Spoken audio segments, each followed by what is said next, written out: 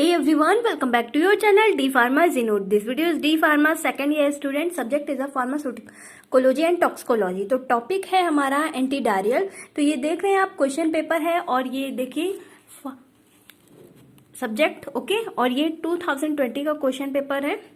Comment आया था anti diarrhoeal topic का वीडियो बनाने के लिए, तो इस टॉपिक का वीडियो स्पेशली बनाया जा रहा है. ठीक है गाइस, यहाँ आपको डेफिनेशन हिंदी इंग्लिश दोनों में देखने को मिल जाएगी और जो हमारा सॉल्व पेपर जो सॉल्यूशन होता है उससे ये है यहाँ पे एंटी डायरियल, लेकिन यहाँ पे कोई मतलब नहीं है. आपके समझ से थोड़ा नहीं ठीक से आएगा क्योंकि देखिए लिखा जो है आप समझ सकते हैं बहुत ही कम है इसमें लिखा और किसी मतलब ज्यादा मतलब का नहीं है. ठीक है, बस इतना ही है.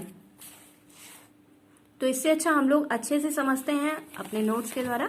ठीक है, तो देखिए डायरियल की डेफिनेशन समझते हैं. चलिए, डायरिया का मतलब क्या है? Loose motion. ओके, पेट झड़ना. ठीक है, तो देखिए ये डेफिनेशन लिखी हुई है बहुत ही इजी लैंग्वेज में, जिसे आप समझ देखते ही तुरंत समझ गए होंगे. लेकिन चलिए पढ़ते हैं. इंटेस्टाइन में वाटर का एब्जॉर्प्शन कम हो जाता है और फीकल मैटर के साथ बहुत ही ज्यादा क्वांटिटी में वाटर बाहर आने लगता है. This is a watery discharge, जिसे डायरिया कहते हैं. This is called diarrhoea. Okay, तो जब लूज मोशन होता है तो फिर बहुत ज्यादा वाटर हमारी बॉडी से बाहर निकलने लगता है, तो उसी को डायरिया कहते हैं. क्योंकि इंटेस्टाइन में जो वाटर का एब्जॉर्प्शन होता है वो उसकी मात्रा क्या हो जाती है? कम हो जाती है. ठीक है, इसलिए डायरिया की प्रॉब्लम हो जाती है.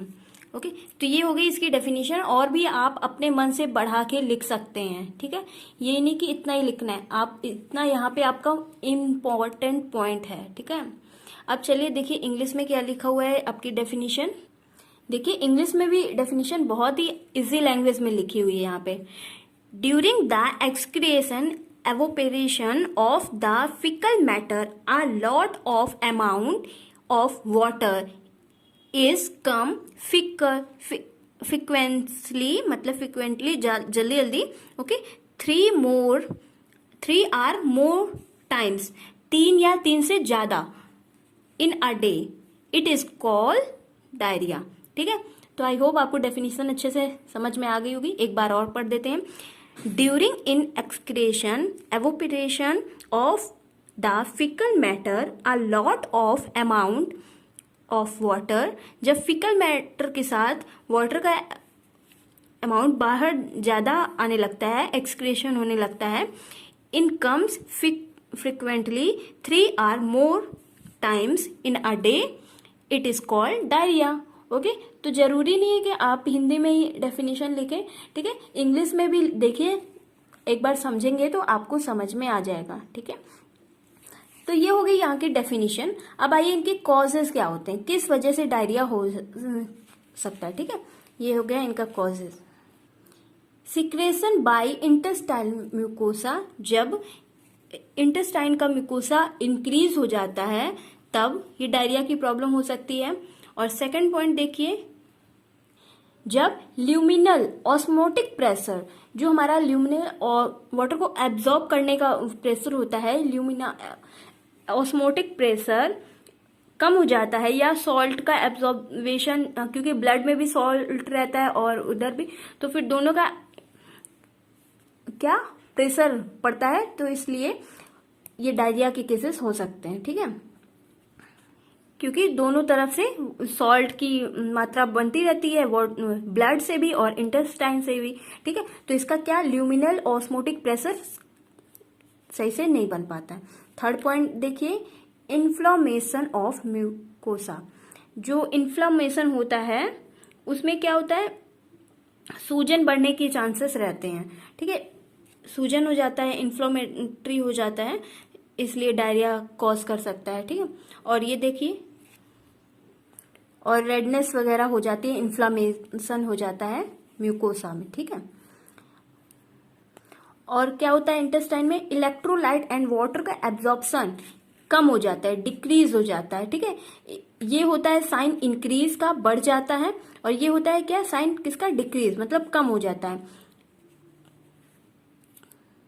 इलेक्ट्रोलाइट एंड वाटर का जब हमारे इंटेस्टाइन में, पेट में एब्जॉर्प्शन कम हो जाएगा तो ज्यादा मात्रा में वाटर बाहर निकलेगा, इसी वजह से डायरिया या लूज मोशन कॉज हो सकते हैं। ठीक है, और लास्ट पॉइंट देखिए, बहुत ही ज्यादा देखने को मिलता है ये माइक्रोबियल इन्फेक्शन, जैसे कि कुछ गड़बड़ खा लेना, इधर उधर खा लेना, मतलब कि बासी खा लेना, जैसे कि इस समय कितनी गर्मी हो रही है और अभी जैसे कि शाम का खाना सुबह गरम करके खा लेना, तो उससे माइक्रोब्स के चांसेस और ज्यादा बढ़ जाते हैं और उनकी ग्रोथ हो जाती है। ठीक है, इसलिए शाम का खाना उसको गरम करके बिल्कुल भी नहीं खाना चाहिए, खासकर गर्मियों में। ठीक है, तो ये हो गया माइक्रोबियल इन्फेक्शन, ये ज्यादा हम लोग को देखने को मिलता है।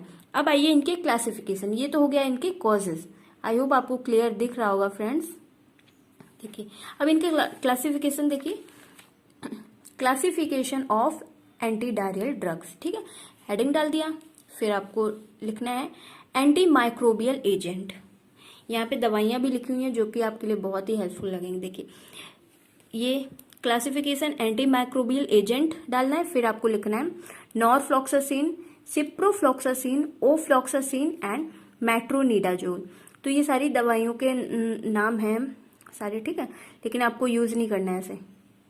देखिए मेट्रोजिल सबसे, मतलब कि अगर कोई बीमार होता है तो फिर डॉक्टर्स देते हैं सबसे फर्स्ट पे। ठीक है, मेट्रोजिल देते हैं, और फिर उससे नहीं ठीक होता है तो फिर ओफ्लॉक्सासिन दिया जाता है।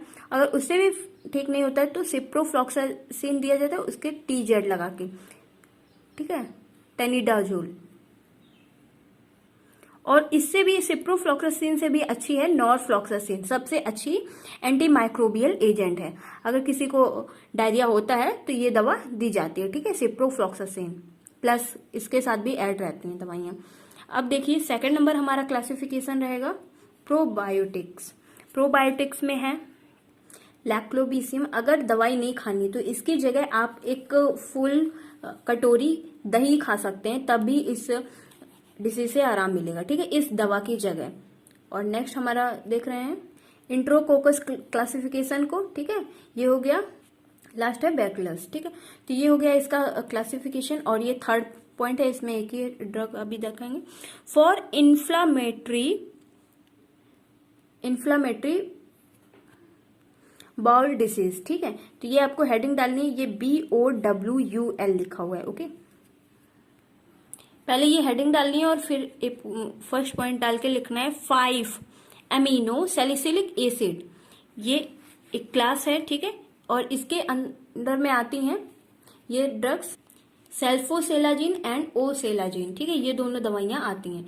तो आई होप आपको ये वीडियो ठीक लगा होगा, अच्छा लगा होगा और अच्छे से समझ में आ गया होगा। ठीक है, तो अगर आपसे डायरिया, वो वाला जो मैंने क्वेश्चन पेपर दिखाया था, डायरिया के केस में 4 नंबर का अगर क्वेश्चन पूछा जाता है तो आपको सेम यही लिखना है। ठीक है, और जैसे बड़ा तो आएगा नहीं क्योंकि इसमें ये क्लासिफिकेशन रहेंगे और ज्यादा नहीं पूछा जाएगा। ये मोस्ट इंपॉर्टेंट है, आपको ये याद रखना है। ठीक है, और बहुत ही छोटा सा टॉपिक है। आई होप आपको क्लियर समझ में आ गया होगा, मैं समझा पाई होंगी। ठीक है, अगर आपको ये वीडियो अच्छा लगा है तो आप जानते ही हैं क्या करना है। Please do like, share and subscribe this channel. Thank you, take care, I meet to next video. अगर आपका कोई टॉपिक है कि आपको कोई टॉपिक नहीं समझ में आ रहा है, कमेंट कर सकते हैं, आपका वीडियो बन जाएगा। ठीक है, चाहे वो D Pharma फर्स्ट ईयर के हों, चाहे वो सेकंड ईयर के हों। ठीक, okay, thank you, take care, I meet to next video.